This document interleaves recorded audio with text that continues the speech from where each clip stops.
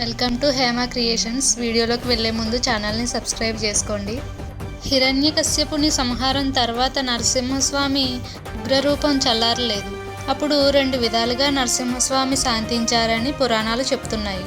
ఒకటి, శ్రీమద్ భాగవతం ప్రకారం ప్రహ్లాద భక్తికి శాంతించినట్లు చెప్తారు. రెండవది శరభేశ్వర గండభేరుండ ప్రత్యంగిరాదేవి కథ.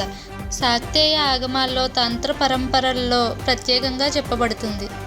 నరసింహుని కోపం శాంతించడానికి పరమశివుడు శరభేశ్వర అవతారాన్ని ఎత్తాడు. అతనితో పోరాడడానికి నరసింహుడు గండభేరుండ పక్షిగా అవతరించి తలపడ్డారు. నరసింహస్వామి, పరమశివుడు మహాశక్తుల మధ్య జరిగే పోరాటంలో దిక్కులు బిక్కటిల్లాయి. పంచభూతాలు అల్లకల్లోలమై విశ్వం లయ తప్పుతుందా అన్నట్లుగా భయంకర యుద్ధం సాగింది.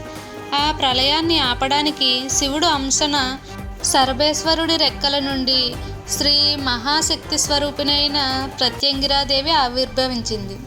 సింహముఖంతో ఆ తల్లి చేసిన మహాసింహనాదం విశ్వాన్ని గడగడలాడించింది. నరసింహుడిలోని క్రోధాన్ని, శరభేశ్వరుడి ఆవేశాన్ని ఆ తల్లి తనలోకి తీసుకుని వారిని శాంతింపజేసింది. ఆ విధంగా నరసింహస్వామి ఉగ్రాన్ని తనలో కలుపుకుని ప్రళయం నుండి లోకాన్ని కాపాడింది. నరసింహస్వామిని శాంతించడానికి పురాణాల ప్రకారం ఈ 2 కథలను చెప్తారు. వీడియో నచ్చితే లైక్ చేసి కామెంట్ చేయండి. అలాగే ఛానల్ని సబ్స్క్రైబ్ చేసుకోండి.